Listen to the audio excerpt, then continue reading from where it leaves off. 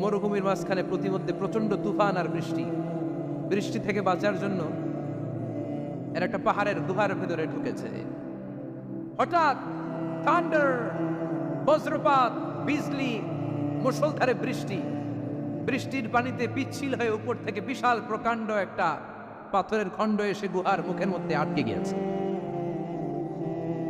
যেই গুহার মুখ দিয়ে তারা ঢুকেছে ওইখানে বিশাল একটা পাথর গড়িয়ে এসে উপর থেকে বলল, অন্ধকার, ভিতরে কোনো আলো নাই, কোনো জনমানব নাই, বাঁচানোর কেউ নাই, কিচ্ছু দেখা যায় না, ঘুটঘুটে অন্ধকার।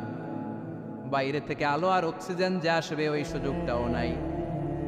তিনজন বুঝে গেল আমাদের মৃত্যু এখানেই হবে, আমাদের কঙ্কালগুলো শত শত বছর এখানে পড়ে থাকবে, কেউ উদ্ধারের জন্য আসবে না, ঠিক কিনা? বাঁচানোর কেউ নাই, অক্সিজেন যতটুকু আছে কিছুক্ষণ পরে এটাও শেষ হয়ে যাবে। তিনজনের একজন বলল, আমাদের বাঁচানোর কেউ নাই, একজন ছাড়া তিনি কে? আমাদের তিনজনের জীবনের এমন কোন নেক আমল আছে কিনা যেটা দিয়ে আল্লাহর কাছে দোয়া করা যায়? কার জীবনে কি নেক আমল আছে যেই নেক আমলটা দুনিয়ার কোনো মানুষকে দেখানোর জন্য করা হয় নাই, শুধু করা হয়েছে কার জন্য? এরকম কোন নেক আমল থাকলে দোয়া করা শুরু করো, এছাড়া আমাদের বাঁচার কোনো উপায় নাই। একজন দোয়া করা শুরু করলো। হাদিসে লম্বা একটা হাদিস, আমি সরল বঙ্গানুবাদ শোনাচ্ছি। একজন দোয়া করা শুরু করলো। একজন বলতে শুরু করলো, আল্লাহুম্মা কানা লি আবাওয়ান শাইখান কাবীরান।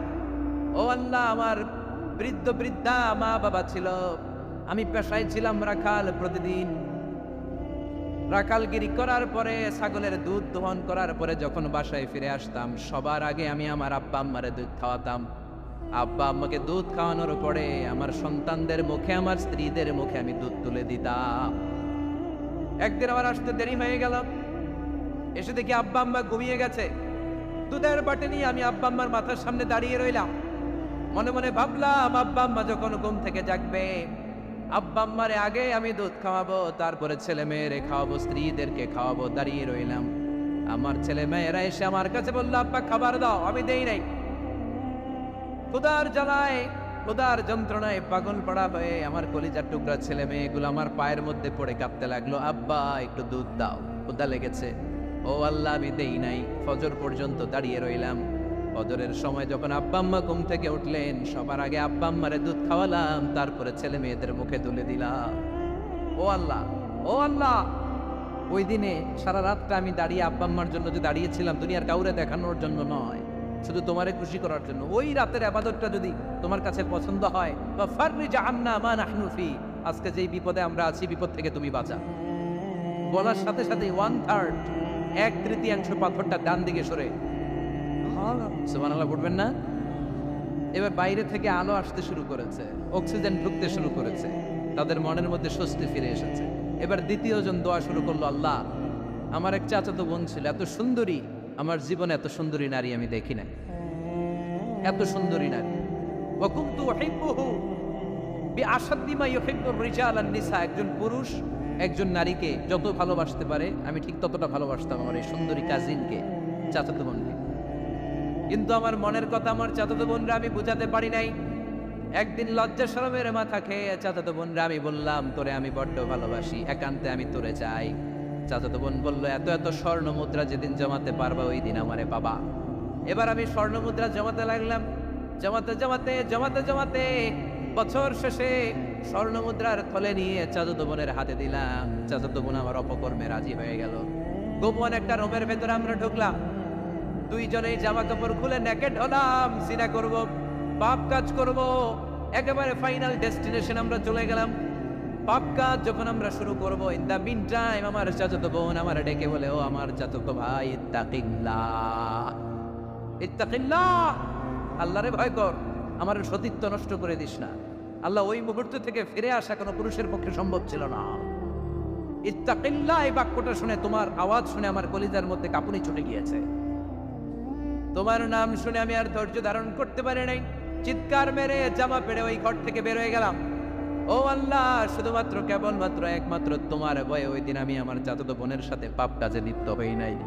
আল্লাহ রে, ওই দিনের আমলটা যদি তোমার দরবারে কবুল হয়ে থাকে, আজকের বিপদের দিনে তুমি আমাদের বাঁচাও। বলা মাত্রই এই দোয়া আল্লাহর কাছে এত কবুল হয়েছে, কারণ আল্লাহর ভয় এটা পৃথিবীর সবচেয়ে বড় ইবাদত। চিল্লায় বলেন ঠিক কিনা? যাদের হৃদয়ে আছে আল্লাহর ভয়, তারা কভু পথ ভুলে যায় না। আল্লাহর প্রেম ছাড়া এই দুনিয়ায় কারো কাছে কোনো কিছু চায় না। ঠিক কিনা? আল্লাহর ভয় আল্লাহর কাছে সবচেয়ে বড় প্রিয় ইবাদত। আল্লাহর কাছে দোয়াটা এত পছন্দনীয় হয়েছে, মুহূর্তের মধ্যে 2/3 পাথরটা গুহার মুখ থেকে ডান দিকে সরে যায়। 2/3 পাথর এখন সরে গিয়েছে। এবার তারা বেরোতে চেষ্টা করবে, দেখা যায় হাত বেরোয়, কারো পা বেরোয়, মাথা বেরোয়, কিন্তু পুরো বডিটা নিয়ে বেরোয়া যায়। বাকি আছে কয়জন? কথা কয়। এবার 3 নাম্বার লোক দোয়া করতে শুরু করেছে, আল্লাহ ইন্নী ইস্তাজারতু উজারা ফাদাফাতু সামানাহু। আল্লাহ, আমি অনেকগুলো শ্রমিক ভাড়া করেছিলাম, তাদেরকে দিয়ে কাজ করিয়ে তাদের ঘাম শুকিয়ে যাওয়ার আগে প্রত্যেকটা শ্রমিকের পারিশ্রমিক আমি দিয়ে দিয়েছি। সবগুলো শ্রমিক আমার কাছ থেকে পারিশ্রমিক বুঝে নিয়েছে, একজন ছাড়া। একজন না নিয়ে চলে গেছে। তার টাকা তারে আমি বুঝাই দিতে পারি নাই। তার রেখে যাওয়ার টাকা দিয়ে আমি কয়েকটা ছাগল কিনলাম। ওই ছাগল পালতে পালতে বাচ্চা দিল, আরো বাচ্চা দিল, দিতে দিতে বিশাল ছাগলের ডেয়ারি ফার্ম বানালাম। 1 যুগ পরে ওই শ্রমিক এসে বলে, এ আমার মালিক, 12 বছর আগে তোমার কাছে কাজ করেছিলাম, টাকা কিন্তু নেই নাই, টাকা দাও। আমি বললাম, ওই যে বিশাল ছাগলের বড় একটা ডেয়ারি ফার্ম দেখা যায়, পুরো ডেয়ারি ফার্ম তোমার, ডেয়ারি ফার্মটা তুমি নিয়ে যাও। শ্রমিক আমারে বলতে লাগলো, তাস্তাজিউ মিন্নি, আমার সাথে ঠাট্টা করো নাকি? একদিনের পারিশ্রমিক দিয়ে ডেয়ারি ফার্ম হয় নাকি? যতটুকু টাকা তোমার কাছে আমি 12 বছর আগে পেতাম, ততটুকু দিলেই চলবে। তারে আমি বুঝিয়ে বললাম, তোর টাকা দিয়ে ছাগল কিনেছি, ছাগলের ব্যবসা করে ডেয়ারি ফার্ম বানিয়েছি, একটার পর একটা ছাগল বাচ্চা দিতে দিতে আজকে হাজার হাজার ছাগলের এই ডেয়ারি ফার্ম, পুরো ডেয়ারি ফার্মটা আমি তোরে দিয়ে দিলাম। বলা মাত্র ওই শ্রমিকটা ডেয়ারি ফার্ম নিয়ে চলে গেল। মাবুদের এই কঠিন বিপদের দিন সে শুধু দাবি করেছিল তার পারিশ্রমিক, তার পারিশ্রমিকের টাকা তার হাতে দিলে সে খুশিতে পাকপাকু, কিন্তু তার বদলে পুরো ডেয়ারি ফার্মটা আমি তার হাতে তুলে দিয়েছি একমাত্র তোমার সন্তুষ্টির জন্য। ওই দিনের আমলটা যদি তোমার দরবারে একটুও ভালো লেগে থাকে রে মাওলা, আজকের কঠিন বিপদ থেকে বাঁচাও। বলতে দেরি, মুহূর্তের মধ্যে বিশাল পাথর খণ্ডটা গুহার মুখ থেকে ডান দিকে সরে যা। আল্লাহর শুকরিয়া করে 3 জন বের হয়ে যায়। সহিহ বুখারীর বর্ণনা। আপনার জীবনে এমন কোন নেক আমল যদি থাকে যেটা শুধু আল্লাহর দেখানোর জন্য করছিলেন, আমরা আমল করব অবশ্যই দেখানোর জন্য, তবে মানুষকে নয়। কারা দেখানোর জন্য? আমাদের সব দেখানো হবে একজনকে। চিল্লায় বলেন, তিনি কে? লা ইলাহা ইল্লাল্লাহ। আরেকটা হচ্ছে আল্লাহু আকবার। এই 4টার চেয়ে শ্রেষ্ঠ জিকির আর নাই। কথা বলেন, এটার এই 4টার ভিতরে ইল্লাল্লাহ আছে? কথা বলেন। এজন্য জিকিরকে আমরা খণ্ডিত করব। ঠিক যেমন যেমন সহিহ সুন্নাহ এসেছে তেমন তেমন জিকির করলে আপনার কলিজাটারে ঠান্ডা করে দিবে কে? ইল্লাল্লাহর ব্যাখ্যা থাকতে পারে। অনেকে ব্যাখ্যা করে যে এটার মধ্যে লা ইলাহা আছে, এটাকে গোপন রাখা হয়েছে, আমরা ইল্লাল্লাহ পড়ি না, ওটার দরকার নাই। বিশ্বনবী এবং সাহাবারা যেই পন্থায় জিকির করেছেন, যেই পন্থায় জিকির শিখিয়েছেন, ওইটার ভিতরে বরকত বেশি না কম? কথা বলেন, বেশি না কম? এজন্য বিশ্বনবী বললেন, আল্লাহর কাছে প্রিয় কথা 4টা। একটা হলো সুবহানাল্লাহ, দ্বিতীয়টা হলো আলহামদুলিল্লাহ, তৃতীয়টা হলো লা ইলাহা ইল্লাল্লাহ, চতুর্থটা হলো আল্লাহু আকবার। সুবহানাল্লাহ, আমার সাথে সাথে আওয়াজ করে পড়েন, সুবহানাল্লাহ, আলহামদুলিল্লাহ, লা ইলাহা ইল্লাল্লাহ, আল্লাহু আকবার, সুবহানাল্লাহ, আলহামদুলিল্লাহ, লা ইলাহা ইল্লাল্লাহ। আওয়াজ করে পড়েন আল্লাহু আকবার। মনে থাকবে, জিকিরের আওয়াজ শেষ। এগুলোর চেয়ে শ্রেষ্ঠ জিকির নাই। সবচেয়ে শ্রেষ্ঠ জিকির লা ইলাহা ইল্লাল্লাহ, সবচেয়ে শ্রেষ্ঠ কালিমা আল্লাহর কাছে এই 4টা। একটু খেয়াল করে দেখেন, এই প্রতিটা জিকিরের মধ্যে আমার আল্লাহর নাম আছে না নাই? সুবহানাল্লাহ আছে না? আলহামদুলিল্লাহ, লা ইলাহা ইল্লাল্লাহ, আল্লাহু আকবার। আল্লাহ ছাড়া আল্লাহর নাম থাকবে না যেই শব্দের মধ্যে ওই সমস্ত নাম আর হুই হুই হুই হুই, এগুলো দিয়ে কোনো জিকির করা যাবে? আবার আব্দুল্লাহ ইবনে আমর ইবনুল আস বর্ণনা করেন, বিশ্বনবী যখন জিকিরগুলো করতেন, আমি বিশ্বনবীকে দেখেছি বিশ্বনবীর আঙ্গুলের কড়াই জিকির গুনতেন। সুবহানাল্লাহ পড়েন। দেখতেছেন আমার হাত দেখা যায়? দেখা যায়।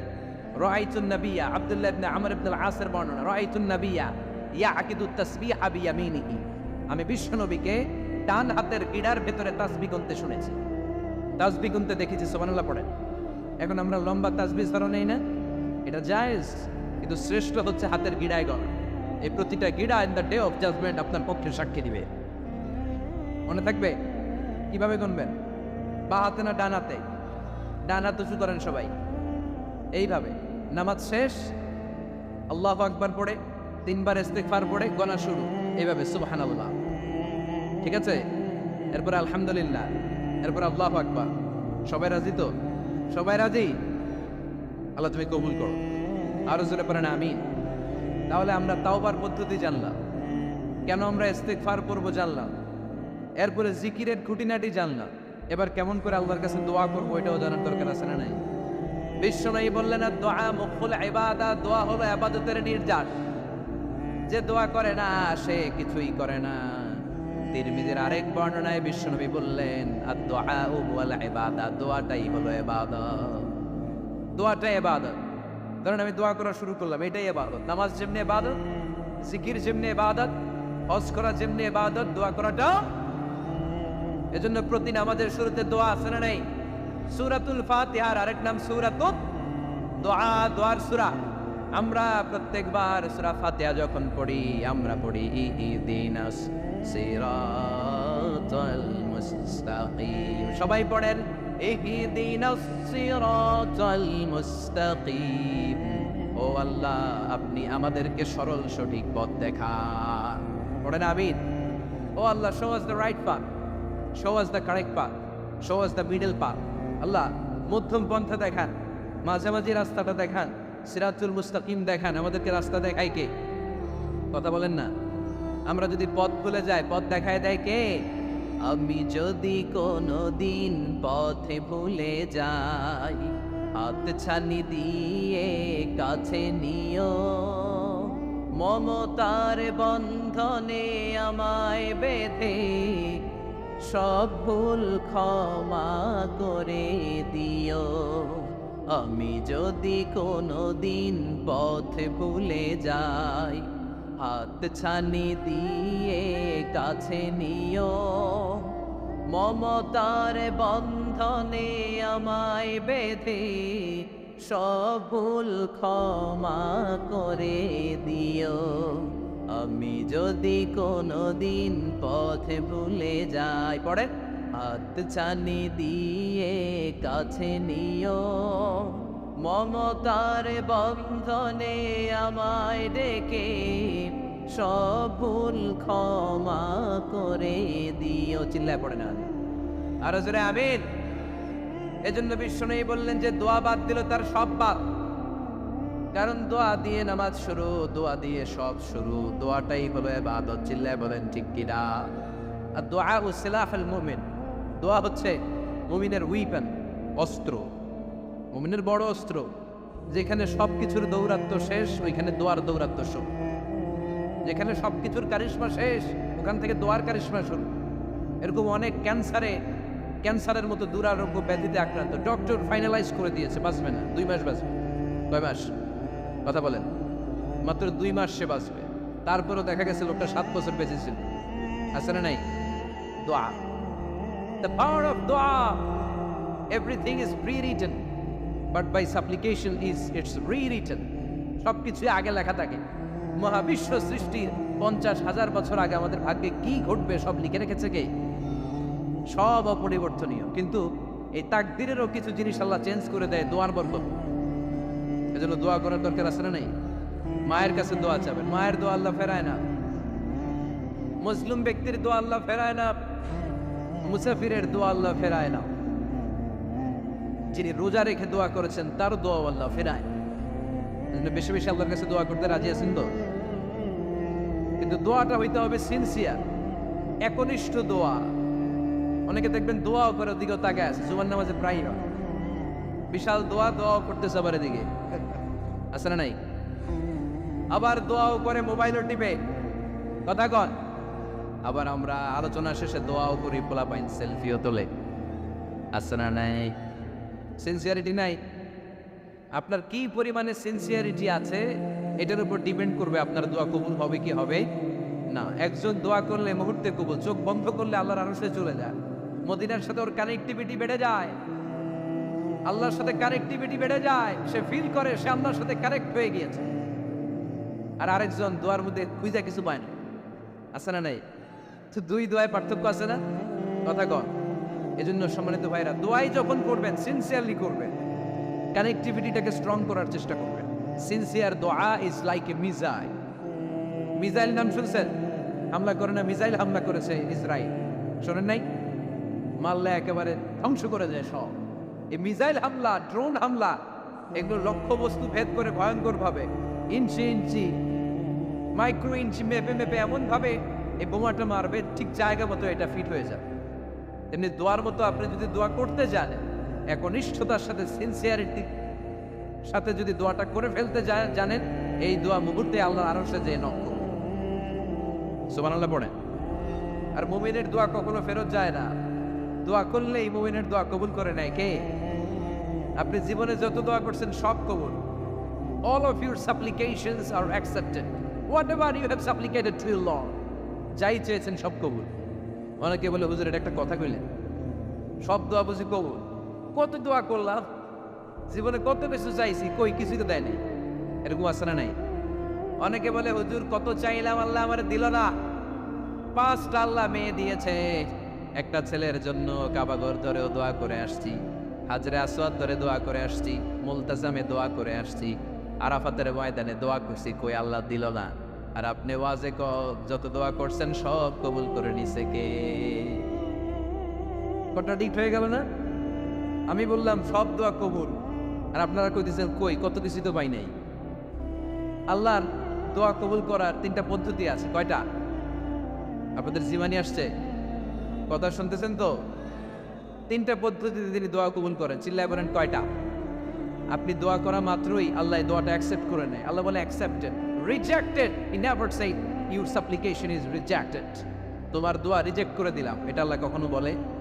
সুবহানাল্লাহ পড়বেন না? দোয়া করা মাত্রই কবুল করে কে? তবে 3টা পদ্ধতিতে করে। চিল্লায় বলেন তো কয়টা? যখনই যা চাইবেন আল্লাহ বলে দেব দেব দেব দেব না, কখনো বলে না। 3 পদ্ধতিতে কবুল হয়।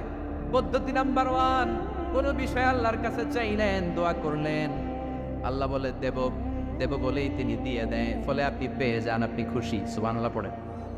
পদ্ধতি নাম্বার 2, আপনি আল্লাহর কাছে কিছু চাইলেন, আল্লাহ তখনও বলে বান্দা তোরে দেব, রিজেক্ট করে দিলাম এটা বলে না, দেব তবে এখন না, লেটার অন, একটু দেরি করে, পরে দেব, কখন দিলে আমার জন্য ভালো, আমার চেয়েও ভালো জানে কি। তাহলে মাঝে মাঝে সাথে সাথে দেয়, মাঝে মাঝে দেরি করে দেয়। পদ্ধতি নাম্বার 3, আল্লাহর কাছে দোয়া করলেন, আল্লাহর কাছে কায় মনোবাক্যে চাইলেন, তখনও আল্লাহ বলে বান্দা আমি দেব, তুই নিরাশ হইস না, তবে এখন দেব না, দেরি যেদিন বিপদে পড়ে যাবি ওই দিন দেব।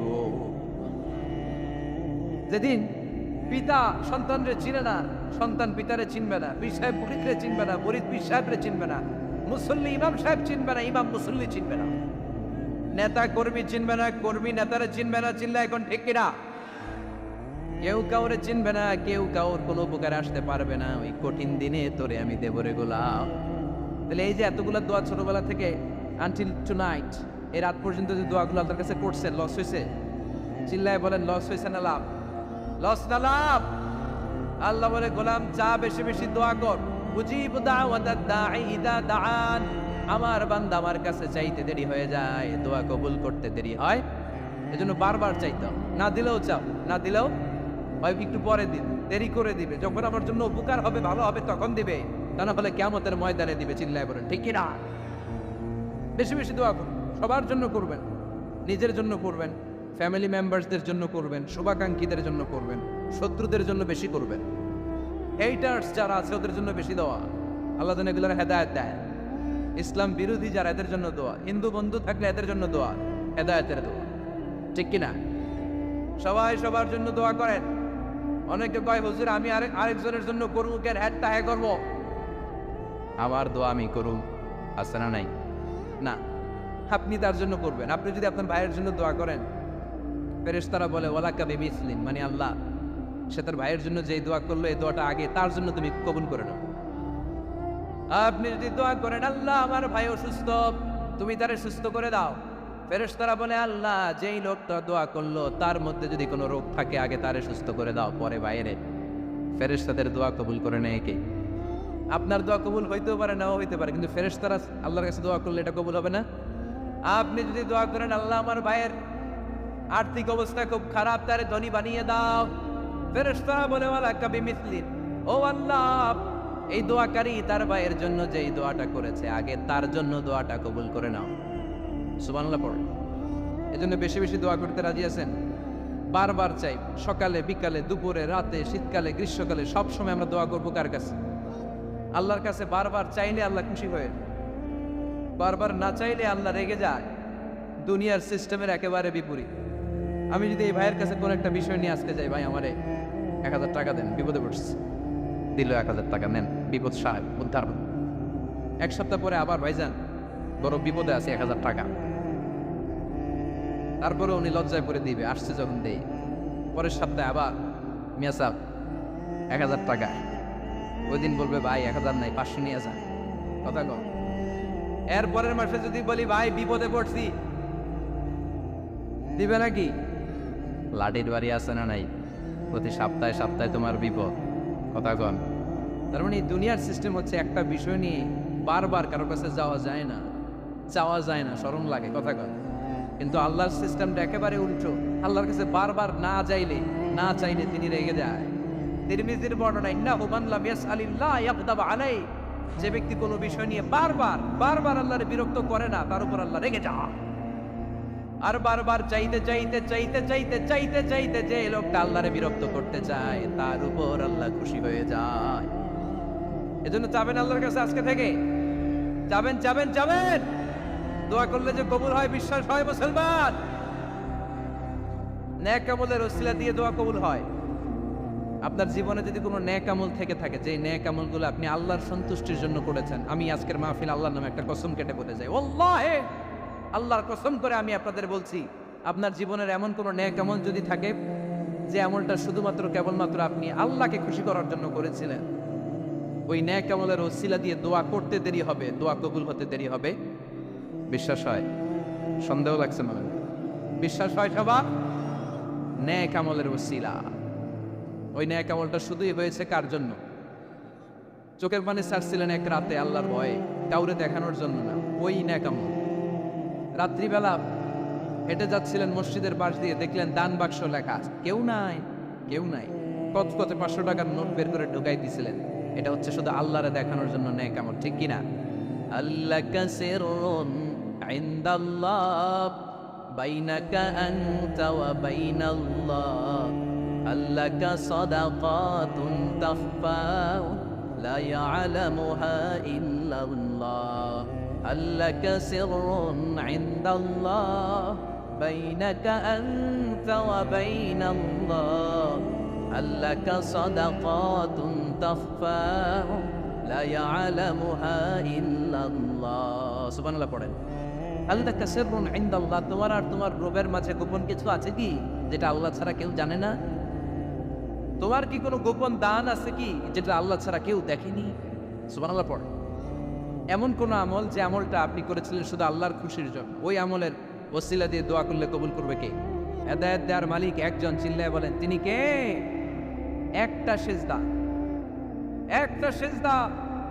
একটা সিজদার আদেশকে অমান্য করার কারণে ইবলিস জাহান্নামীদের সর্দার, চিল্লায় বলেন ঠিক কিনা?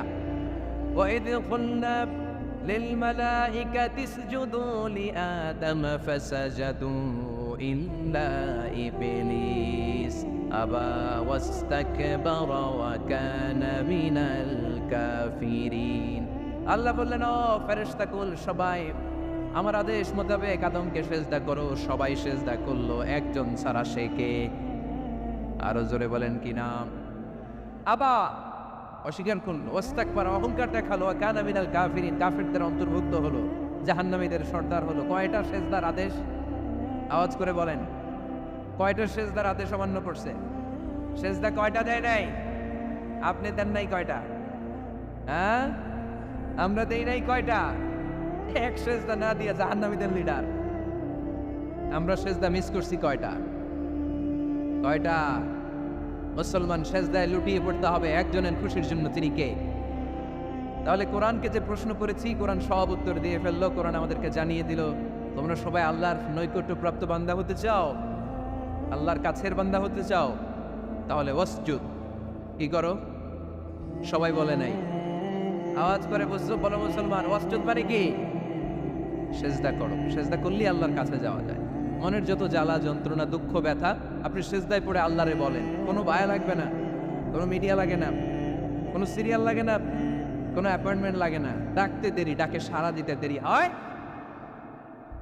তাহলে কোরআনের আলোকে আজকে আমরা জেনে গেলাম আল্লাহর কাছে যেতে হলে সেজদায় লুটিয়ে পড়তে হয়। এবার আমরা সুন্নাহর আলোকে জানার চেষ্টা করব কি করে আল্লাহর কাছে যেতে হয়। শুনবেন? কষ্ট হচ্ছে নাকি আপনাদের? সুন্নাহকে যদি আমরা জিজ্ঞেস করি, বিশ্বনবী রেখে যাওয়া সুন্নাতে যদি আমরা একটু তালাশ করি, একটু স্ক্যানিং করি, একটু চোখ বোলাই, তাহলে সুন্নাহ আমাদেরকে বলে বেশি বেশি নফল ইবাদত করো আর আল্লাহর নৈকট্য হাসিল করো। সুবহানাল্লাহ পড়বেন না? কোরআন বলেছে সেজদায় লুটিয়ে পড়ো। যা যা বললাম আমি ওঠার আগে জিজ্ঞেস করে আবার শুনে যাব, কারণ আমি মনে করি এটা ক্লাস। এটা কি ক্লাসে পড়া দেওয়া নেওয়া আছে না নাই? এতক্ষণ পড়ানোর পরে জিজ্ঞেস করার দরকার আছে না নাই? কোরআন বলছে কি আর সুন্নাহ কি বলে? নফল ইবাদত। আওয়াজ করে বলতে হবে, সুন্নাহ কি বলে? বুখারীর বর্ণনা, আল্লাহর হাবিব সাল্লাল্লাহু আলাইহি ওয়াসাল্লাম বলেন, মা ইয়াজালু আবদি ইয়াতাকাররাবু ইলাইয়া বিন নওয়াফিল। বান্দা যত বেশি নফল ইবাদত করতে থাকে, করতে করতে করতে করতে বান্দা আমার কাছের নৈকট্য প্রাপ্ত বান্দা হয়ে যায়। হাত্তা উহিব্বাহু, এরপর আমি আমার বান্দারে এত ভালোবাসি, কুনতু সামআহুল্লাযী ইয়াসমাউ বিহি।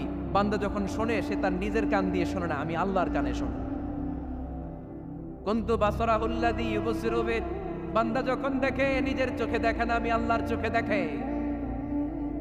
ওয়ায়াদাহুল্লাযী ইয়াবতিশু বিহা। বান্দা যখন কিছু ধরে বান্দার হাতে ধরে না, আমি আল্লাহর হাতে ধরে। ওয়ারিজলাহুল্লাযী ইয়ামশি বিহা। বান্দা যখন হেঁটে যায় ওর নিজের পায়ে হাঁটে না, কেমন যেন আমি আল্লাহর পায়ে হাঁটে। আওয়াজ করে বলতে হবে আল্লাহু আকবার। মানে আল্লাহ বোঝাতে চাইলেন আমি তখন তার কান হয়ে যাই, আমি তখন তার চোখ হয়ে যাই, আমি তখন তার হাত হয়ে যাই, আমি তখন তার পা হয়ে যাই। আমার আর তার মাঝে আর কোনো ফারাক থাকে না, সে আমার একেবারে নিকটে চলে আসে। আওয়াজ করে পড়েন সুবহানাল্লাহ। এই জন্য বিশ্বনবী সাল্লাল্লাহু আলাইহি ওয়াসাল্লাম বদরের প্রান্তরে তলোয়ার নাই, ঘোড়া নাই, ওট নাই, সৈন্য সামন্ত নাই, না খেয়ে হাড্ডি সারা ৩১৩ জন মুসলমানকে নিয়ে আল্লাহর উপর ভরসা করে বদরের প্রান্তরে দাঁড়ালেন। আর ওইদিকে কাফেরদের সৈন্যবাহিনী ছিল ১,০০০। কয় হাজার? মুসলমান কয়জন? মাত্র ৩১৩ জন। ওদের কাছে অস্ত্র শস্ত্রে সজ্জিত সেনাবাহিনী। বিশ্বনবীর ৩১৩ জনের কাছে তলোয়ার নাই, ঘোড়া নাই, কিচ্ছু নাই। বিশ্বনবী আল্লাহর উপর ভরসা করে এক মুষ্টি বালি নিয়ে ওয়াশাহাতিল ওযু, কাফেরদের চোখগুলো ধ্বংস হোক বলে তিনি বালুগুলো ছড়িয়ে দিলেন। মুহূর্তের মধ্যে ১,০০০ সৈন্যবাহিনীর কাফের সৈনিকদের চোখের মধ্যে ধূলিকণা পৌঁছে দিল কে? আল্লাহর হাবিব সাল্লাল্লাহু আলাইহি ওয়াসাল্লাম বদরের প্রান্তর থেকে এক মুষ্টি বালু নিয়ে বললেন শাহাতিল ওযু, বলে তিনি বালু ছড়ে মারলেন। ১,০০০ সৈন্যবাহিনীর চোখের মধ্যে বালু ছড়াই দিছে কে? বুঝে শুনে উত্তর দিয়ে। এখানে ১,০০০ লোক দাঁড়ানো, আমি বালু নিলাম, গায়ের যত জোর আছে সবার চোখের দিকে মারলাম। ১,০০০ জনের চোখের ভিতরে ঢুকবে সর্বোচ্চ ৫ জন, বেশি হইলে ১০ জন, তার চেয়ে বেশি হইলে ২০ জন, বেশি হইলে ৫০ জন। বুঝে শুনে উত্তর দিয়ে। আমার মুষ্টিবদ্ধ বালু ছুঁড়ে মারলে ১,০০০ মানুষের চোখের মধ্যে পড়বে? আওয়াজ করে বলেন পড়বে? এজন্য আল্লাহ বলেন নবী ওটা তুমি মারো না, ওটা আমি মারছি। সুবহানাল্লাহ নাই? আল্লাহ বিশ্বনবীর এটাকে বলেন ওমা রামাইতা ইয রামাইতা ওয়ালাকিন্নাল্লাহা রামা। নবী হে, বালু তুমি ঠিকই তোমার হাতে নিয়েছো, কিন্তু আমি আল্লাহ নিজ দায়িত্বে ১,০০০ কাফেরের চোখের ভেতরে বালুগুলো পৌঁছে দিয়েছি। তাহলে বান্দা যখন নফল ইবাদত করে তখন বান্দার হাত আর বান্দার হাত থাকে না, ওইখানে আল্লাহর হাত যুক্ত হয়ে যায়। বান্দার পা থাকে না, সেখানে আল্লাহর পা যুক্ত হয়ে যায়। বান্দা যখন দেখে নিজ চোখে দেখে না, আল্লাহর দৃষ্টিশক্তি সেখানে যুক্ত হয়ে যায়। চিল্লায় বলেন ঠিক কি না? এজন্য নফল ইবাদত করতে রাজি আছেন তো? সুনানে তিরমিজির বর্ণনায় আল্লাহর হাবিব সাল্লাল্লাহু আলাইহি ওয়াসাল্লাম বললেন হাদিসে কুদসি, কিয়ামতের দিন বান্দার যখন ফরজে ঘাটতি হবে, কিসে ঘাটতি হবে? ফরজে। আল্লাহ পাক বলবেন উনজুরু আল্লি আবদি মিন তাতাওয়ু, ও ফেরেশতারা দেখো তো আমার বান্দা নফল করছে কিনা। ফরজে যেহেতু তার ঘাটতি, দেখো তো আমার বান্দার কোনো নফল ইবাদত আছে কিনা। ফেরেশতারা বলবে আছে। আল্লাহ বলবেন তাহলে ফরজগুলার যেহেতু ঘাটতি, নফল থেকে কিছু এনে ফরজে বসাই দিয়ে ওগুলোর ফরজ বানায় দাও। এজন্য নফল ইবাদতের দরকার আছে না নাই? ফরজ তো করাই লাগবে, এটা কম্পালসারি, এটার মাফ নাই, এটা অব্লিগেটরি। নফল করে আল্লাহর কাছে যাওয়া যায়, নফল হচ্ছে ওভারটাইম। নফল ইবাদত কেমন আওয়াজ করে বলেন। তাহলে কোরআনের আলোকে আমরা জানলাম যে আল্লাহর কাছে যেতে হলে কি করতে হয়, সেজদা দিতে হয়। আর সুন্নাহর আলোকে আমরা জানলাম আল্লাহর কাছে যেতে হলে কি করার মাধ্যমে কাছে যেতে হয়, আওয়াজ করে বলেন। নফল ইবাদত করতে রাজি আছেন সবাই? সবচাইতে শ্রেষ্ঠ নফল ইবাদত হচ্ছে কোরআনের তেলাওয়াত, ঠিক কিনা? আল্লাহর হাবিব সাল্লাল্লাহু আলাইহি ওয়াসাল্লাম বললেন, নফল ইবাদতের মাধ্যমে আল্লাহর কাছে যেতে চাও, নৈকট্যপ্রাপ্ত বান্দা হতে চাও, আফদালুল ইবাদাতি তিলাওয়াতুল কোরআন। সবচাইতে যত নফল ইবাদতের লিস্ট হতে পারে, এই লিস্টে র্যাঙ্কিং এ 1 নাম্বার থাকবে কোরআনের তেলাওয়াত। এই কোরআন তেলাওয়াত করতে রাজি আছেন তো? আমার হাতে যে কিতাবটার নাম কি? সবাই বলতে পারেন নাই, আওয়াজ করে বলেন তো কিতাবটার নাম। এই কিতাবে ভুল আছে, সন্দেহ আছে, সংশয় আছে, এটা আলোর পথ দেখায়। এই কিতাব মানুষকে মানুষের মতো মানুষ বানায়, ঠিক কিনা? গরুর পেট থেকে বেরোলে ওটা গরু, ছাগলের পেট থেকে বেরোলে ওটা ছাগল হয়, মানুষের পেট থেকে বেরোলে ওটা মানুষ হয় না, ওটার মানুষ বানাইতে হয়। মানুষ বানানোর জন্য কোরআন পড়ার দরকার আছে না নাই? তাহলে নফল আবাদত করে আমরা আল্লাহর নৈকট্য পেতে চাই। 1 নাম্বার যে আবাদতের কথা আপনাদেরকে শোনালাম সেটা হচ্ছে কোরআনের তেলাওয়াত। রাজি আছেন সবাই? ফজরের পরেই এই নিমসার এলাকায়, এই কুমিল্লা এলাকায় কোরআনের সুমধুর বাণীতে আমাদের গ্রামগুলো মুখরিত থাকতে হবে। আওয়াজ করে বলেন ঠিক কিনা? একটা সময় ছিল আমার বাংলার 68,000 গ্রাম থেকে ফজরের পর কোরআনের ধ্বনি শোনা যেত। 68,000 গ্রাম থেকে, মক্তবগুলো থেকে আল্লাহর বাণী শোনা যেত। কিন্তু এখন নানা ষড়যন্ত্রের কবলে পড়ে আমাদের মক্তব বন্ধ হচ্ছে, আমাদের কোরআন তেলাওয়াত থেমে যাচ্ছে। কোরআনের তেলাওয়াত কশিনকালেও থামায় দেওয়া যাবে না, চিল্লায় বলেন ঠিক কিনা? রোজ সকালে শুনতাম আগে আল কোরআনের বাণী রে, আল কোরআনের বাণী, এখন শুনি সারে গামার দীপ্ত ফ্যান ফ্যানানি। ধর্মপ্রাণ মুসলমান আজকাল হয়েছে মডার্ন, ধর্মপ্রাণ আমরা বড়ই ধর্মপ্রাণ, নামাজ রোজার কিছু নাই, হলেও ধরি না কোরআন। ধর্মপ্রাণ ঠিক কিনা? প্রতিদিন কোরআন শিখায় যে তার পকেট যায় ফাঁকা রে, তার পকেট যায় ফাঁকা। সপ্তাহে 2 দিন গান শিখায় যে নেয় তো 1000 টাকা।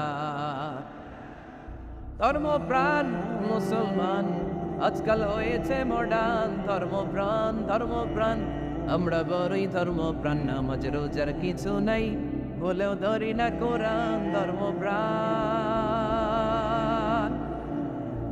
আমরা কি এমন ধর্মপ্রাণ হতে চাই? ফজরের পরে আমাদের সিলেবাস কি? কোরআন তেলাওয়াত। আওয়াজ করে সবাই বলেন, ফজরের সালাতের পরে আমাদের প্রতিটি পরিবারে, প্রতিটি ঘরের সিলেবাস কি? তাহলে কোরআন তেলাওয়াত করব। 2 নাম্বার তাহাজ্জুদের সালাত পড়ব। কিসের নামাজ? হুজুর ফজরই পড়তে পারি না। ফজরই যে ফজর পড়ে তার জন্যই না তাহাজ্জুদ, ঠিক কিনা? ফজরই তো পড়তে পারি না, তাহাজ্জুদ পড়ব কখন? তাহাজ্জুদ পড়লে আপনার মর্যাদা বাড়ায় দিবে কে? রব্বুল আলামিন বলেন, ওয়া মিনাল লাইলি ফাতাহাজ্জাদ বিহি নাফিলাতান লাকা আসা আন ইয়াবআসাকা রাব্বুকা মাকামাম মাহমুদা। তাহাজ্জুদের নামাজ যারা পড়বে তাদের মর্যাদা বাড়িয়ে দেয় কে? কারণ ওই মুহূর্তে আল্লাহ প্রথম আকাশে নেমে আসেন আর ডাকে, আলা মিন মুস্তাগফিরিন আগফিরাল্লাহ, কার ক্ষমা দরকার ক্ষমা চা, ক্ষমা করে দেব। আলা মিন মুস্তাগফির আকসুলা, কার খাবারের দরকার, পোশাকের দরকার, চাও দিয়ে দেব। চাও, কার কি লাগবে চাও, আমি দিয়ে দেব। এজন্য শেষ রাতের দোয়া আল্লাহ কবুল করে। এই যে রমজান আসতেছে না সামনে, কোন মাসে রমজান? এপ্রিলে। রমজানে তাহাজ্জুদ পড়ার একটা সুবর্ণ সুযোগ, কারণ সাহারি খাওয়ার জন্য তো ওটাই লাগে। একটু তাহাজ্জুদের অভ্যাস করবো আমরা। রাজি আছি তো সবাই? 3 নম্বর নফল ইবাদত হচ্ছে দোয়া। সবাই সবার জন্য দোয়া করব। অনেকে কয় হুজুর আমার দোয়া আমি করবো, ওরটা ওই করবো, এর লাগে আমি করুম কেন? আছে না নাই? না, এটা ভুল। নিজের জন্য করবেন, অন্যের জন্য করবেন। মা মিন আবদিন মুসলিম ইয়াদউ লিআখিহিল মুসলিম ইল্লা ক্বালা লাহুল মালাকু ওয়া লাকা বিমিসলিন। কোন বান্দা যখন তার ভাইয়ের জন্য দোয়া করে, ফেরেশতারা বলে, আল্লাহ এই দোয়াটা যে দোয়া করছে আগে তার জন্য কবুল করে নাও। আপনি দোয়া করলেন, আল্লাহ আমার ভাই অসুস্থ, তারে সুস্থ করে দাও। ফেরেশতারা বলে, আল্লাহ যিনি দোয়া করতেছে তার যদি কোনো অসুস্থতা থাকে আগে তারে সুস্থ করে দাও। তাহলে অন্যের জন্য দোয়া করলে লাভ আছে না? নেই। দোয়া করতে জানে না অনেকে, দোয়ার আলোচনা আছে আমার, ইউটিউবে সার্চ দিবে দোয়া, মিজানুর রহমান আনসারী পেয়ে যাবেন। It's an art. দোয়াটা একটা শিল্প। এটার মধ্যে চোখের পানি জুড়ে দিবেন, আবেগ জুড়ে দিবেন, মুহূর্তেই আরশের মধ্যে যে নক করবে। সুবহানাল্লাহ কইবেন না? চোখের পানির দাম আল্লাহর কাছে খুব বেশি। 2 ফোঁটা পানি। কি আপনারা বিরক্ত হয়ে গেছেন? আর 2-1 মিনিট বসেন। 2 ফোঁটা পানি আল্লাহর কাছে প্রিয়। আওয়াজ করে বলেন, কয় ফোঁটা? 2 ফোঁটা। এক হচ্ছে জিহাদের ময়দানে রক্তের ফোঁটা, আরেক হচ্ছে অনুতপ্ত বান্দার চোখের পানির ফোঁটা। অনুতপ্ত বান্দা যখন অনুতপ্ত হয়ে কাঁদে, তার চোখের পানি চোখ বেয়ে নাকের ডগাবে মাটিতে পড়ার আগেই ওই বান্দার সব গুনাহ আল্লাহ মাফ করে দেয়। তাহলে প্রথমে কোরআন তেলাওয়াত, তারপর তাহাজ্জুদের নামাজ, তারপরে দোয়া, 4 নম্বরে জিকির। জিকির নফল ইবাদত, ঠিক কি না? জিকির করতে করতে স্টেজের উপর উঠে যাবেন আপনারা সবাই। পারবেন কারা কারা? হাত তোলেন। কত বড় সাহস দেখছেন? আমার উপরে বলে লাফাই উঠবে। বাঁশ আছে যাকে বাঁশ, হ্যাঁ না, এটা করবেন না। কারণ ফাযকুরুল্লাহ কামা আল্লামাকুম, জিকির ওইভাবে করো যেভাবে আল্লাহ শিখিয়েছেন। আল্লাহ কিভাবে শিখিয়েছেন? ওয়াযকুরু রাব্বাকুম ফি নাফসিক। দেখেন, জিকির করার পদ্ধতি কোরআন থেকে শোনেন। মনে মনে করো, তাদাররুআন সবিনয়ে করো, খিফাতান ভীত বিহবল চিত্তে করো, দুনাল জাহরি মিনাল কওল অনুচ্চ স্বরে, বেশি আওয়াজ করে লাফালাফি করো না। এটা হচ্ছে জিকির করার পদ্ধতি। জিকির করার পদ্ধতি আল্লাহর হাবিব শিখালেন, আহাব্বুল কালামি ইলাল্লাহি আরবাআ, আল্লাহর কাছে সবচেয়ে প্রিয় কথা কয়টি? 1 নাম্বার সুবহানাল্লাহ, 2 নাম্বার আলহামদুলিল্লাহ, 3 নাম্বার লা ইলাহা ইল্লাল্লাহ, 4 নাম্বার আল্লাহু আকবার। এর চেয়ে শ্রেষ্ঠ জিকির আর হতে পারে? আবার আল্লাহর হাবিব সাল্লাল্লাহু আলাইহি ওয়াসাল্লাম বললেন, মান ক্বালা লা ইলাহা ইল্লাল্লাহ দাখালাল জান্নাহ, একবার লা ইলাহা বলে যে মরতে পারবে তার জন্য জান্নাত ওয়াজিব করে দিবে কে? এই জিকিরগুলো করবেন হাতের গিড়ায়, আঙ্গুলের গিড়া আছে না, ডান হাত তুলেন তো, এরকম গিড়াগুলো দেখান তো আমারে, এইভাবে সুবহানাল্লাহ সুবহানাল্লাহ সুবহানাল্লাহ। এটা সুন্নাহ, পারা যাবে? আব্দুল্লাহ ইবনে আমর ইবনুল আস বলেন, রাআইতু রাসূলুল্লাহি সাল্লাল্লাহু আলাইহি ওয়াসাল্লাম ইয়াকিদু তাসবিহা বিয়ামিনি, আমি নিজ চোখে আল্লাহ রাসূল সাল্লাল্লাহু আলাইহি ওয়াসাল্লামকে ডান হাতের গিড়াতে এরকম তাসবিহ করতে দেখেছি। সুবহানাল্লাহ পড়েন, নীরবে নিঃশব্দে জিকির করবেন। হ্যাঁ, এটা ঠিক। তালিমের জন্য একটু আওয়াজ করে প্রয়োজনে মাঝে মাঝে জিকির করা যায়। যেমন এইভাবে পড়েন, সুবহানাল্লাহ আলহামদুলিল্লাহ লা ইলাহা ইল্লাল্লাহ সুবহানাল্লাহ লা ইলাহা ইল্লাল্লাহ মুহাম্মাদুর রাসূলুল্লাহ সাল্লাল্লাহু আলাইহি ওয়াসাল্লাম। এই যে আপনাদেরকে এখন আমি তালিম দিলাম, এই তালিমের উদ্দেশ্যে সুন্দরভাবে অল্প আওয়াজে জিকির করা যায়, কিন্তু চিৎকার চেঁচামেচি করে, আমার দিকে তাকান, এদিকে তাকান, চিৎকার চেঁচামেচি করে লাফালাফি করে জিকির করা যাবে? জিকির করতে করতে প্যান্ডেলের বাঁশের মাথায় ওঠা যাবে? যিনি জিকির পরিচালনা করতেছেন ওনার ঘাড়ে ওঠা যাবে? যাবে? আল্লাহর হাবিব সাল্লাল্লাহু আলাইহি ওয়াসাল্লাম জিকির করতেছেন, আবু বকর ওমর ফারুক বসা, আবু বকর রাদিয়াল্লাহু আনহু জিকির করতে করতে আল্লাহ রাসূলের ঘাড়ে। হাদিসে আছে না এগুলা? কথা কয় না। আল্লাহর হাবিব সাল্লাল্লাহু আলাইহি ওয়াসাল্লাম তাসবিহ পড়তেছেন, ওমর ফারুক জিকির করতে করতে ইশকের ঠেলায় আল্লাহর নবীর কান্দে। গোটা বিশ্বের কোন হাদিসের কিতাবে এই পন্থায় জিকির দেখানো যাবে? কোরআনের কথা শুনেন, ফাযকুরুল্লাহা কামা আল্লামাকুম, ওইভাবে আল্লাহর জিকির করো যেমন করে আল্লাহ তোমাদের শিখিয়েছেন। কোন হাদিস দেখাতে পারবেন যে আবু বকর রাদিয়াল্লাহু তাআলা আনহু জিকির করতে করতে, আরব দেশে সৌদিতে ছিল খেজুর গাছ, জিকির করতে করতে খেজুর গাছের আগায়, ওমরে ফারুক খেজুর গাছের আগায়, এগুলো পেলেন কোথায়? কেন এগুলো করেন? আল্লাহর হাবিব সাল্লাল্লাহু আলাইহি ওয়াসাল্লাম না, আল্লাহর হাবিব সাল্লাল্লাহু আলাইহি ওয়াসাল্লাম যেভাবে জিকির শিখিয়েছেন আমরা ওইভাবে করব। বরকত দিবে কে? 5 নাম্বার নফল ইবাদত, দান খয়রাত করব। রাজি আছেন? গোপন দান, গোপন দান আল্লাহর রাগ কমায় দেয়। কোনো কারণে আমার রব যদি আমার উপর রেগে থাকে, আমি গোপন দান করলে ওই রাগটা মুহূর্তে ঠান্ডা হয়ে যায়। আল্লাকা সিররুন ইনদাল্লাহ বাইনাকা আনতা ওয়া বাইনাল্লাহ, আল্লাকা সাদাকাতুন তাখফা লা ইয়ালামুহা ইল্লাল্লাহ আল্লাকা সিররুন ইনদাল্লাহ বাইনাকা আনতা ওয়া বাইনাল্লাহ আল্লাকা সাদাকাতুন তাখফা লা ইয়ালামুহা ইল্লাল্লাহ। সুবহানাল্লাহ পড়েন। তোমার আর তোমার রবের এমন কোনো গোপন বিষয় আছে নাকি যেটা তুমি আর তোমার রব ছাড়া কেউ জানে না? তুমি জীবনে এরকম গোপন দান করছো নাকি যেটা আল্লাহ ছাড়া কেউ দেখেনি? ওই দানটা আল্লাহ পছন্দ করে। সর্বশেষ কথা বলি, শেষ কথা, মানুষকে খাওয়াবেন। মানুষকে কি করবেন? খাওয়ানোর চেয়ে ভালো নফল ইবাদত আছে? কি করবেন? খাইবেন। কি করবেন? খাওয়াতে রাজি আছেন তো? কিয়ামতের দিন আল্লাহ তাআলা বলবে, এই বনি আদম, আমি তোমার কাছে খাবার চাইছিলাম, তুমি আমার খাবার দাও নাই। বনি আদম বলবে, আল্লাহ আপনি যদি খাবার চাইতেন খাবারের বস্তা নিয়ে যাইতাম। আল্লাহ তাআলা বলবেন, এই যে না খেয়ে থাকা পথ শিশুগুলো, শীতের রাতে শুয়ে থাকা না খেয়ে থাকা শিশুগুলো খাবার চেয়েছিল, তুমি খাবার দাও নাই। ওদেরকে খাওয়ালেই আমি আল্লাহকে খাওয়ানো হয়ে যেত। জান্নাতের পোশাক কেমন হবে জানেন? রেশমের পোশাক। ওয়া লিবাসুম ফিহা হারির। The dress will be in Jannah with fine green silk with the gold embroidery. জান্নাতে যারা থাকবে তাদের পোশাক হবে পাতলা সবুজ রঙের রেশমের কাপড়ের পোশাক, যেটার মধ্যে গোল্ডের স্বর্ণের ডিজাইন করা এমব্রয়ডারি করা থাকবে। ওই পোশাক পরিয়ে দেওয়া হবে আর বলা হবে নাম কান্নাউমিল আরুস। বাসর রাতে জামাই যেমনি আনন্দে ঘুমায় তুমিও ঘুমাও।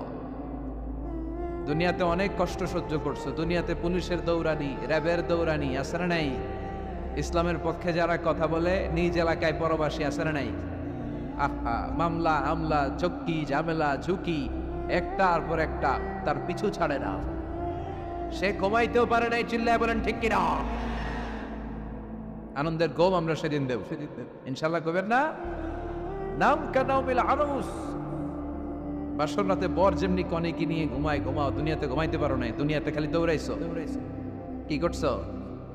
দৌড়ানির উপরে ছিল। আজকে দৌড়ানি নাই, আজকে দৌড়ানি হবে ওই দলে। কথা কর, যারা ইসলামের পক্ষে ছিল না, আজীবন ইসলামের বাঁশ দিয়েছে, আজকে ওদেরকে বাঁশ দেওয়ার পালা। সেদিন হিসেব উল্টে যাবে। কথা বলেন। এবার ওদেরকে প্রশ্ন করা হবে, তুই ক আমার রব্বু? কয় আমি জানি না।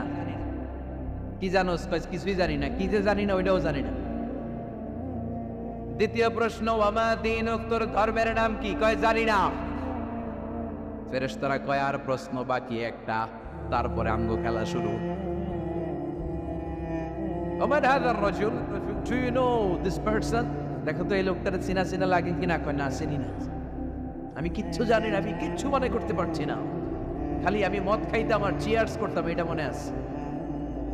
আমি ইসলামের বিরুদ্ধে দৌড়াতাম, ইসলামের পক্ষের শক্তির উপর হামলা চালাতাম, এগুলো মনে আছে। কোরআনের বিরুদ্ধে ছিলাম, ইসলামের বিরুদ্ধে ছিলাম, বিশ্বনবীর বিরুদ্ধে ছিলাম। বিশ্বনবীর বিরুদ্ধে আমি বিষোদাগার করতাম, ইসলামের বিরুদ্ধে আমি জনপ্রচারণা চালাতাম। আজীবন আমার জীবনটারে আমি কাটিয়েছি ইসলামের বিপক্ষে। সুদ, ঘুষ, দুর্নীতি, যৌতুক, মদ ছিল আমার নিত্য সঙ্গী। আমি কিচ্ছু মনে করতে পারছি না, আমার ধর্ম নাই, আমার কিছুই মনে নাই। ফেরেশতারা বলবে ঠিক আছে, এবার আঙ্গো খেলা শুরু। ফায়ুতরাফু বিমাতারিকা মিন হাদিদ, লোহার হাতুড়ি দিয়ে এবার ওর পিটানো শুরু। পিটাতে পিটাতে ওর গায়ের গোশত আর মাসেলগুলো থেতলে ফেলা। ইয়কালু লিল আরদি ইলতাইমি, জমিনকে বলা হবে চাপ দাও। ফাতাখতালিফু আদলাউ, ওয়াল আয়াযু বিল্লাহ। কবরের এক পাশের মাটি আরেক পাশের মাটি এমন ভাবে চাপ দিবে, ডান পাশের পাঁজরের হাড় বাম দিকে ঢুকে যাবে, বাম দিকের হাড়টি ডান পাশে এসে যাবে। ওর চিৎকারে পুরো কবরস্থানটা থারথার করে কাঁপবে। ওরে বাঁচানোর তখন কেউ থাকবে না। ওর ক্ষমতা, ওর দাপট, ওর হুঙ্কার, ওর অহংকার ওরে বাঁচাতে পারবে না। চিল্লায় বলেন ঠিক কিনা? হাত্তা সাআত, কিয়ামত পর্যন্ত, কিয়ামত পর্যন্ত এই দুর্বিষহ জীবন সময় তার কাটতেই থাকবে। আল্লাহ কবরের এই আযাব থেকে তুমি আমাদেরকে বাঁচাও। সূরাতুল মুলক যারা নিয়মিত তেলাওয়াত করবে, আল্লাহর মেহেরবানিতে তাদের কবরে কোনো আযাব হবে না। পড়তে রাজি আছেন? কথা কয় না। পড়তে রাজি আছেন সবাই? বিষ্ণুই বললেন এখানেই শেষ নয়, আরো আছে। শাফাআত লি সাহিবিহা, এই সূরাটা কিয়ামতের দিন এই সূরা যে তেলাওয়াত করবে তার পক্ষে সুপারিশ করবে। কোরআন যদি আপনার বিপক্ষে আল্লাহর কাছে নালিশ করে, আপনার বাঁচার কোনো উপায় আছে? আপনার পিসাব আপনারে বাঁচাইতে পারবে? তাইলে আপনার দলের নেতা কথা কন, কেউ বাঁচাইতে পারবে আপনারে? কোরআন যেমনি আপনার বিরুদ্ধে দাঁড়ালে আপনারে বাঁচাতে পারবে না, কোরআন তেমনি আপনার পক্ষে দাঁড়ালে আল্লাহ আপনারে ফেলে দিতে পারবে। কোরআন আপনার পক্ষে থাকলে আল্লাহ আপনাকে দয়া করবেনি। বিশ্বনবী বলেছেন, ইকরাউল কোরআন ফাইন্নাহু ইয়াতি ইয়াউমাল কিয়ামাতি শাফিআন লিআসহাবি। কোরআন তেলাওয়াত করো, কেননা কোরআনের তেলাওয়াত এটা কিয়ামতের দিন তোমার জন্য সুপারিশ হয়ে দাঁড়াবে। এজন্য বিশ্বনবী বললেন, যে ব্যক্তি সূরাতুল মুলক নিয়মিত তেলাওয়াত করবে, এই সূরাটা কিয়ামতের দিন ওই তেলাওয়াতকারীর জন্য আল্লাহর কাছে সুপারিশ করবে। এখানেই শেষ হয়। বিশ্বনবী বললেন, খাসামাত আন সাহিবিহা, এই সূরা যে তেলাওয়াত করবে তার পক্ষে আল্লাহর সাথে এই সূরাটা দাঁড়িয়ে তার পক্ষ নিয়ে আল্লাহর সাথে তর্ক করবে, ঝগড়া করবে। আল্লাহ তুমি ওরে জান্নাত দিবা না কেন? ওরে মাফ করবা না কেন? তুমি না গফুর, তুমি না গফফার, তুমি না রাহিম, তুমি না রাহমাত, তুমি মাফ করে দাও। ও মিয়া, সুপারিশ করতেছে কে? সূরাতুল মুলক। সুবহানাল্লাহ কইবেন না? কতক্ষণ এই তর্ক আল্লাহর সাথে সে চালাবে? হাত্তা আদখালাহুল্লাহুল জান্নাহ, যতক্ষণ না আল্লাহ তার জান্নাতে না ঢুকায়। এখানেই শেষ নয়। বিশ্বনবী বলেন, মান কারাআ বিহা ফি লাইলাতিন ফাকাদ আকসারা ওয়া আতাবা, রাত্রি বেলায় যে সূরাটা তেলাওয়াত করবে পুরো রাতটাকে বরকতময় করে দিবে কে? এজন্য বিশ্বনবী বলেন, আমি চাই আমার সব উম্মত এই সূরাটা মুখস্থ করে নেক। আমার চাই আমার ছোট বড় আবাল বৃদ্ধ বনিতা সব উম্মতের হৃদয়ের মধ্যে এই সূরাটা গাঁথা থাক, মুখস্থ থাক, হিফজ করা থাক। আমরা বিশ্বনবীর উম্মত না? কথা কন। নবীর এই আশাটা আমাদের পালন করার দরকার আছে না নাই? আমরা কি পারি না এই সূরাটা মুখস্থ করে রাখতে? মাত্র 30 আয়াত, প্রতি মাসে কয় দিন? প্রতিদিন এক আয়াত করে মুখস্থ করলে লাগে কয় দিন? প্রতিদিন এক আয়াত করে মুখস্থ করলে 30 দিনে এই সূরা মুখস্থ করতে রাজি আছেন? সবাই রাজি আছেন তো? মনে থাকবে? নেক্সট টাইমে নেক্সট ইয়ারে আসলে জিজ্ঞেস করবো যে সূরা মুলক মুখস্থ হয়েছে কিনা। হ্যাঁ, মনে থাকবে তো? আল্লাহ তুমি তৌফিক দাও। এই সূরাটা পড়লে আল্লাহ আপনার দৃষ্টি শক্তিকে খুলে দিবে। আপনার চোখের সামনে কোনো পর্দা থাকলে পর্দাটা সরে যাবে। আপনি আল্লাহর মাহাত্ম্য বুঝতে পারবেন, আপনি আল্লাহরে চিনতে পারবেন, আপনি আল্লাহর অস্তিত্ব টের পাবেন। সুবহানাল্লাহ পড়েন। অনেকেই বলে যেটা দেখি না তা মানি না। যারা স্রষ্টাকে বিশ্বাস করে না তারা বলে আনসিন ইজ নাথিং, যেটা দেখা যায় না এটা বিশ্বাস করি না। নাস্তিকবাদের ছড়াছড়ি আছে না নাই? বাগেরহাটে কোনো নাস্তিক নাই মনে হয়? বাবাগণ আছে, আছে, আছে। এত দাড়ি টুপি এগুলোর ভিতরে ঢুকে কেমনে? ওগুলো পিছনে পিছনে থাকে, এগুলো আজীবন পিছনে পিছনে থাকবে। কথা বলেন। ইয়াং যুবক যারা আছে, তোমরা একটা বই পড়বে, প্যারাডক্সিক্যাল সাজিদ, একটা বই আছে বাজারে, নাস্তিকদের বিভিন্ন প্রশ্নের জবাব। এই বইয়ের লেখক খুব ভালো করে ওই বইতে তিনি তুলে ধরেছেন। লেখকের নাম আরিফ আজাদ। এটা বললে শিক্ষিত যারা, তাদের মনের মধ্যে এই ঘুরপাক করা প্রশ্নগুলোর উত্তর তারা পেয়ে যাবে। বইয়ের নাম প্যারাডক্সিক্যাল সাজিদ, আরিফ আজাদের লেখা। তো তার পাশাপাশি এই সূরাটা পড়লেও আমরা জানতে পারবো, কারণ এই সূরাটা হচ্ছে দি সূরা is an eye opener for us all. আমাদের সবার চোখ খুলে দিবে এই সূরাটা। আমাদের ঘুমন্ত বিবেককে জাগিয়ে তুলবে এই সূরাটা। যারা বলে যে স্রষ্টাকে দেখা যায় না, তাদের জন্য এই সূরাটা একটা মেডিসিন। আল্লাহ কেমন যেন এই সূরায় বলতে চায়, ওপেন ইউর আই, তুমি তোমার চোখ খোলো না একটু। You must find your God, তুমি তোমার আল্লাহরে খুঁজে পাবা। আপনি আকাশের দিকে তাকান, বাতাসের দিকে তাকান, জমিনের দিকে তাকান, আল্লাহরে খুঁজে পাবেন। সাইয়েদনা ইব্রাহিম তারার দিকে তাকালেন, বললেন মনে হয় এটাই আমার রব। পরে দেখে তারা নাই, কয় না না, আমার রব তো আমার ছেড়ে চলে যেতে পারে। সাইয়েদনা ইব্রাহিম চাঁদ দেখলেন, পূর্ণিমার চাঁদ দেখে ভাবলেন তাইলে এটা তো তারার চেয়েও বড়, মনে হয় এটা আমার রব। পরে দেখলেন চাঁদও নাই। সাইয়েদনা ইব্রাহিম কয় আমিও আপনার লগে নাই। এরপরে সূর্য উঠলো, গগন বিদারী সূর্য পুরো জমিনটারে আলোকিত করে ফেললো। উনি বললেন আদা আকবার, সূর্য অনেক বড়, তাহলে এটা আমার রব।